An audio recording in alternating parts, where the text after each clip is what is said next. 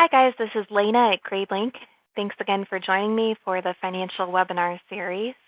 This is video 11, and we talked last time about how to set up payment schedules. Now what we're going to do is talk about how to place a particular student onto a pay plan and how to designate how much money that student will owe. So we've been looking at the pay plans page. Once you have all of your payment schedules set up for the year, then we'll be able to place a particular student onto these schedules. So again, these are generic schedules that could apply to anybody in your school and actually could apply to any fee in your school, whether that's tuition fees or otherwise. So they're generic sort of plans. Once I have all of my schedules set up, then I can click on the Contracts tab at the top of the page to apply those to a particular student. So I have Alexis selected over here on the left, and in order to place her onto a payment plan for next year, I would make sure that her name is selected, and then I would start clicking in these boxes to add her onto the pay plan. So this is going to be for the 2014-2015 school year.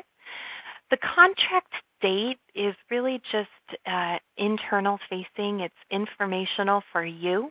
The parent will not see that on a bill or anything like that, but you can use it for maybe the date that a parent agreed to a particular payment plan or a particular payment schedule. The next drop-down is very critical. It's that you choose the transaction type that you are placing the student, that you're applying for this student. You'll see what I mean here when I click. So if I want to place a student on a pay plan for tuition, I would need to choose my tuition fee type that I have set up. And again, these titles might vary a little bit depending on your school. You might have used slightly different titles, but be sure to choose one that is a charge. Like I want to avoid this tuition payment because that'll automatically make it seem like the parent is paying each month, and that's not what I'm trying to achieve here. So I want to use my tuition charge here, my tuition regular rate. Next, I choose my payment plan or my schedule. So if, let's say that Alexis is going to be paying this tuition rate down over 10 months, then I would choose my 10-month pay plan that I've already configured. And now I can type the total amount that Alexis will be paying over the course of the year. So this box is not the amount that she's charged each month. It's the amount that she will be paying over the course of the entire school year next year. So maybe that cost is $3,000, for example. Once I type in the amount, I'm going to click Save. And so I have her now on this tuition pay plan. She'll be paying $3,000 over 10 months. And I can see details below as to the amount that she'll be paying each month.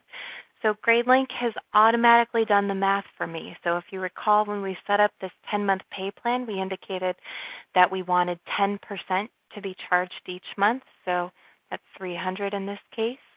And we can see the dates that the charge will occur, what the charge is covering, and the amount. Let's add another student. Let's choose Alberta here. And we placed Alexis on this 10-month pay plan.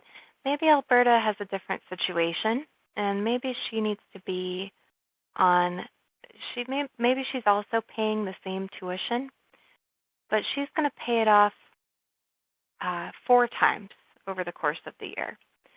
So maybe her charge is also $3,000. And I click Save. But in this case with Alberta, we selected the quarterly pay plan, and so what I see is 25% of the bill due and I can see the bill on dates here.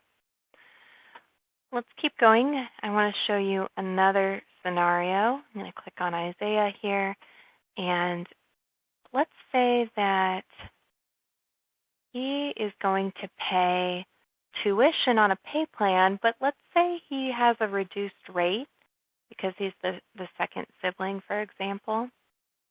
And the pay plan, I'm going to make, maybe he'll pay it off over 10 months, but his amount might be a little bit less than the other students. So maybe for Isaiah, the amount is $2,500.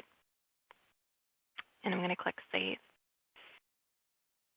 Okay, so now I have Isaiah on my tuition pay plan, reduced rate. And I'll do one more just to emphasize what we're doing here. So we're going to place Carl on pay plan. Maybe it's also reduced second sibling discount, but it's quarterly. And so the amount is going to be broken up 4 times. Click Save and see the amount's different. So you can have different students paying different amounts, and they can pay those amounts over different using different schedules. Okay. I'm going to show you another scenario here. You may or may not use this. Let me take a step back and say that when you place a student on these pay plans, what it will do is automatically create a charge in the student ledger for the appropriate amount for that student at the appropriate point in time. So the end of August, what we'd see is a charge for $750 for Alberta here. One feature that you can use is if you have a student who is receives a scholarship and you want to portion that scholarship out over to just lower the rate that they're paying for each quarter, I'm going to show you how you can add that in. So let's say that it's for Alberta. She owes $750 each quarter, but maybe she receives a scholarship,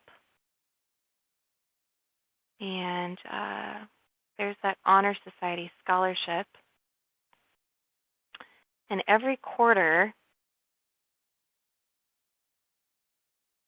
maybe it was a $500 scholarship for the year, but I want to portion it out for each quarter so that her amount owed is a little bit less. I click Save. What I would see in this case is we've set this up, if you remember from a few videos ago, as a credit memo.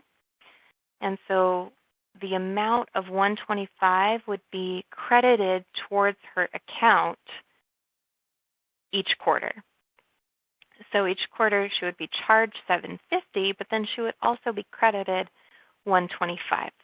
So we'll look into the ledger in a few more videos, and you'll get to see some more examples of this sort of thing. But just keep in mind that you can create tuition charges, and those are the most common types of charges that you would put on a pay plan. But you can also issue credit memos and portion them out over a period of time using this contracts page as if it were a pay plan also. So there's a lot of flexibility and a lot of options that you have using the pay plans and the contracts page. All right, thanks for joining us, guys. Stay tuned for the next video.